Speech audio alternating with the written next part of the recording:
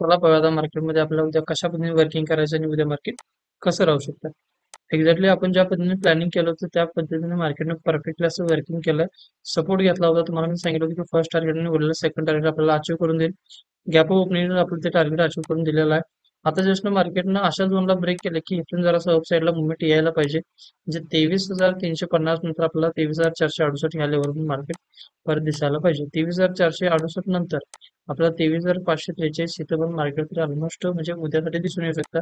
आणि हे जे उलाढाल जे टार्गेट आहे ते आपल्याला फ्लॅट किंवा गॅप ओपन करून आपल्याला ते टार्गेट दिसून येऊ शकतं.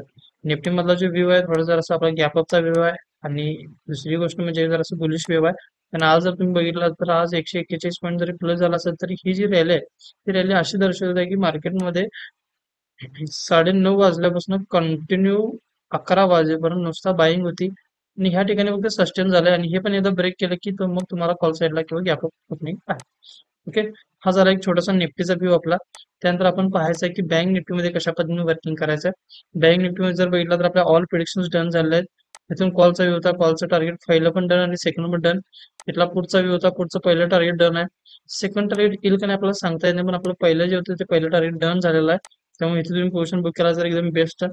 इथून नंतरचे आपलं जे नेक्स्ट टार्गेट राहणार आहे ते जरासं कॉल साईडचं राहणार आहे. कारण 49,939 नंतर आपण परत जरासं कॉल साईडलाच ऍक्टिव्हेट पाहायचं आहे. म्हणजे ह्या महिन्यात सॉरी ह्या आठवड्यात आपल्याला जरासं कॉल साईडलाच वर्किंग करायचं आहे.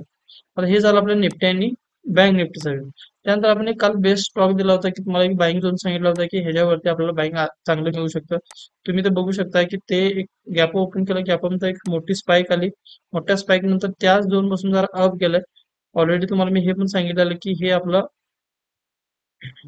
बाईंग झोन आहे. तुम्ही जर इथं बाईंग केला जर बेस्ट नसेल तर उद्या मार्केट परत ह्या ठिकाणी फ्लॅट ओपन झालं आणि परत ह्या झोनला आलं तर तुम्ही परत ह्या ठिकाणी बाईंग करू शकता. आपलं जे नेक्स्ट टार्गेट राहणार आहे ते 398 ह्या प्राइसचं टार्गेट राहणार आहे. ओके. हा तुझा आपण स्टॉक्स घेतो उद्यासाठी. आणि माझ्या हिशोबाने निफ्टी बँक जर गॅप अप झाला तर हा पण स्टॉक डायरेक्ट गॅप ओपन होईल. आहे तसं तुम्हाला चांगलं टक्केवारी हा देऊन देऊन जाईल. ओके. तर अशाच प्रेडिक्शनसाठी आपल्या पेजला फॉलो करा, सबस्क्राईब करा, बेल आयकॉनला क्लिक करा. आणि येत्याला 26 तारखेपासून आपण फोरेक्स पूर्ण बेसिक जी बॅच आहे ते आपण फ्री ऑफ कॉस्ट शिकवायला सुरुवात करणार आहे. आपली जी बॅच आहे ती 15 दिवस आहे. बेसिक पण आहे आणि ॲडव्हान्स आहे.